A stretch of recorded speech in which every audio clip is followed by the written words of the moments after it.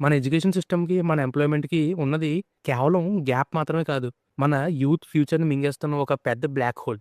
ఒకసారి ఆలోచించండి. మన కాలేజెస్ ఏమో ఇంకా పాతకాలం నాటి ఔట్‌డేటెడ్ బుక్స్‌తోనే బతికేస్తున్నాయి. కానీ బయట మార్కెట్ ఏమో స్పీడ్‌తో డిజిటల్ రెవల్యూషన్ వైపు పరుగులు తీస్తుంది. స్టూడెంట్స్ ఇయర్స్ తరబడి లక్షలు ఫీజు కట్టి డిగ్రీస్ అయితే చేస్తున్నారు. కానీ రియల్ వరల్డ్‌లో ఒక చిన్న ప్రాబ్లమ్ సాల్వింగ్ స్కిల్ లేక, డే 1 రెడీనెస్ లేక పిచ్చోళ్ళైతే అయిపోతున్నారు. ఇది చెప్పడానికి చాలా బాధగా ఉంది.